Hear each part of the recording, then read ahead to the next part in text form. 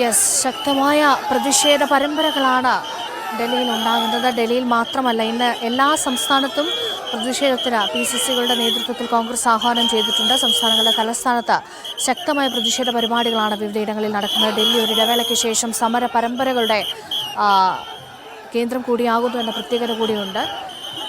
ധൻസുമോദ് തുടരുന്നുണ്ട് വിവരങ്ങൾ നൽകാൻ. ധൻസുമോദ്, ഒരു മാസം പോലും ആയിട്ടില്ല മോദി സർക്കാർ സത്യപ്രതിജ്ഞ ചെയ്ത് അധികാരമേറ്റിട്ട്.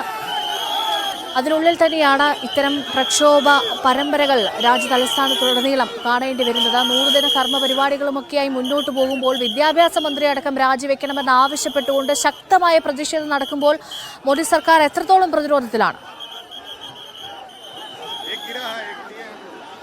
ഇതിപ്പോൾ രേഷ്മ, കഴിഞ്ഞൊരു 10 വർഷത്തിനിടയിൽ ഇത്രത്തോളം ഒരു സമര പരമ്പരകൾ ഡൽഹി ഇതുവരെ കണ്ടിട്ടില്ല. കാര്യം 2014-ലും 2019-ലും വലിയ ഭൂരിപക്ഷത്തോടുകൂടിയായിരുന്നു മോദി സർക്കാർ അധികാരത്തിലെത്തിയത്. പക്ഷേ ഇപ്പോൾ മുന്നണി സർക്കാരാണ് എന്നുള്ളത് കൊണ്ട് തന്നെ ഈ മുന്നണിയിൽ തന്നെ പല ആളുകൾക്കും, അതായത് JDU പോലുള്ള ആളുകളും ഇതുവരെ പരസ്യമായി ധർമ്മേന്ദ്ര പ്രധാനെ ഇതുവരെ പിന്തുണച്ച് രംഗത്തിറങ്ങിയിട്ടില്ല എന്നുള്ള കാര്യം കൂടി ശ്രദ്ധേയമാണ്. മാത്രമല്ല, ഇപ്പോൾ പറയുന്നത് ഈ ക്വസ്റ്റ്യൻ പേപ്പർ ചോർച്ചയുമായി ബന്ധപ്പെട്ട് RJD നേതാക്കന്മാർക്ക് ഇത്തരത്തിൽ പങ്കുണ്ട് എന്ന് ചൂണ്ടിക്കാണിച്ചിട്ടാണ് അവർ സമരരംഗത്ത് ഇറങ്ങിയിരിക്കുന്നത്. ഇപ്പോൾ നമ്മളിപ്പോൾ കാണുന്ന ദൃശ്യങ്ങൾ ഈ ഡൽഹിയുടെ വിവിധ ഭാഗങ്ങളിൽ നിന്നും വലിയ ലോറികളിലൂടെ തന്നെ ഇപ്പോൾ പ്രവർത്തകരെ എത്തിച്ചുകൊണ്ടിരിക്കുകയാണ്. കാര്യം, ഒരു നിർജീവമായിരുന്ന ഒരു കോൺഗ്രസ്, ഒരു സടകുടഞ്ഞ് എഴുന്നേറ്റ് ഒരു കോൺഗ്രസിൻ്റെ ഒരു പുനർജനനമാണ് നമുക്കിപ്പോൾ ഇവിടെ സമരത്തിൽ കാണുന്നത്. രാഹുൽ ഗാന്ധി അദ്ദേഹം പ്രതിപക്ഷ നേതാവാകുന്നത് തന്നെ, ഈ പ്രതിപക്ഷ പദം ഏറ്റെടുക്കുന്നത് തന്നെ വലിയൊരു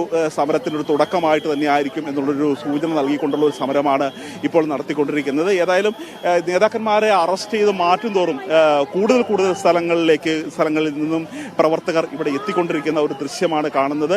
അതുകൊണ്ട് ഇവിടെ ഈ കേന്ദ്ര സർക്കാർ വലിയ തരത്തിലുള്ള ഒരു പ്രതിസന്ധിയിലേക്കാണ് ആയി നിൽക്കുന്നത്. കാരണം അവരുടെ അനുകൂല സംഘടനയായിട്ടുള്ള BJP അനുകൂല വിദ്യാർത്ഥി സംഘടനയായിട്ടുള്ള ABVP അടക്കം ഇപ്പോൾ സമരത്തിൽ വന്നിരിക്കുകയാണ്. ഏതായാലും കോൺഗ്രസ് ഇത്രയും പരസ്യമായ ഒരു സമരം അടുത്ത കാലത്ത് എങ്ങും കോൺഗ്രസ് നടത്തിയിട്ടില്ല. ആ തരത്തിലുള്ള വലിയൊരു സമരമാണ് ഇപ്പോൾ ഡൽഹിയിൽ ഇപ്പോഴും നടന്നുകൊണ്ടിരിക്കുന്നത്. ശക്തമായ പ്രതിഷേധത്തിനാണ് രാജ്യ തലസ്ഥാനം സാക്ഷിയാകുന്നത്.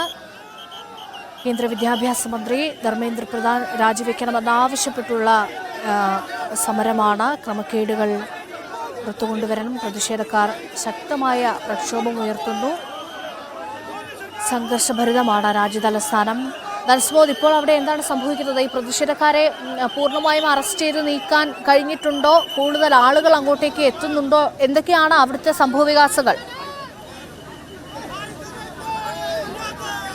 ഇപ്പോൾ ഡൽഹിയിലെ വിവിധ ഭാഗങ്ങളിൽ നിന്ന് എത്തിയിരിക്കുന്ന ആൾക്കാരെ, അതിലെ നേതാക്കന്മാരെയാണ് അറസ്റ്റ് ചെയ്ത് നീക്കിക്കൊണ്ടിരിക്കുന്നത്. MLA അടക്കമുള്ള നേതാക്കന്മാരെയാണ് ഇപ്പോൾ അറസ്റ്റ് ചെയ്ത് നിർത്തിയിരിക്കുന്നത്. ഇപ്പോൾ നേതൃത്വം കൊടുക്കാനായി ഒരു നേതാവ് ഇല്ലാത്ത ഒരവസ്ഥയിലാണ് ഇപ്പോൾ ഉള്ളത്. അതുകൊണ്ട് തന്നെ ഈ പഞ്ചാബിൽ നിന്നും, ചണ്ഡീഗഡിൽ നിന്നും, ഹരിയാനയിൽ നിന്നും അങ്ങനെ വിവിധ ഭാഗങ്ങളിൽ നിന്നുള്ള നേതാക്കന്മാരായിരുന്നു ഉണ്ടായിരുന്നത്. അവരെ MLA അടക്കം അറസ്റ്റ് ചെയ്ത് നീക്കി കഴിഞ്ഞിരിക്കുകയാണ്.